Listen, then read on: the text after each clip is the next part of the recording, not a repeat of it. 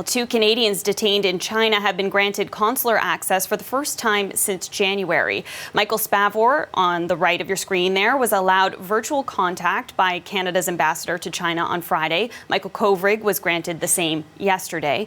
Ottawa has been pressing Beijing to release the 2 men who have been held since December 2018. Kovrig and Spavor's detention followed Canada's arrest of Chinese businesswoman and Huawei executive Meng Wanzhou.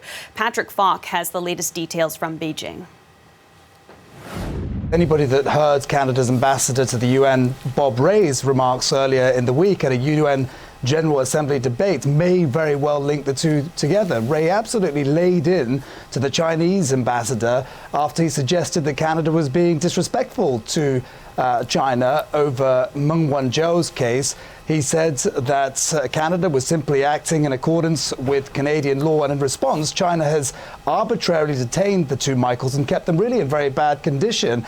And these were particularly powerful words. He said that Canada will not forget this, and he said that if you think that insulting us is going to resolve the situation, then you are sorely mistaken. So whether or not those words themselves resonated with Beijing, or whether it was because of the fact that those words are now on record in a UN chamber, certainly seems as it's hard to sort of disconnect the two things, and it seems more than a coincidence that Canada's now finally, after so many months, been given access to the 2 Michaels. I might also add that this has been a week where China's received a bit of bad press. There was this Pew Research Center survey which found that negative views of China were at record levels. Unsurprisingly, in Canada, they were at the highest level since this survey began 12 years ago. So whether or not this represents a softening of China's stance, you imagine that possibly some officials, at least in Beijing, are reflecting on all these things, and that may very well be the case.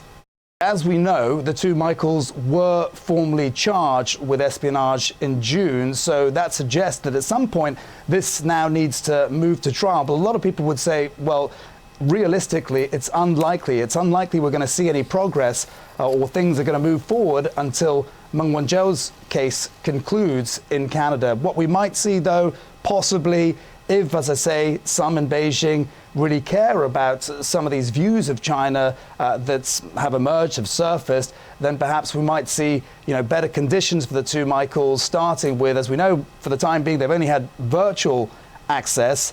Perhaps Canadian consular officials will eventually be allowed visits in person, and perhaps, they will also be given better living conditions in general. A lot of reports have said that they've been treated really very harshly. That's Patrick Falk reporting in Beijing.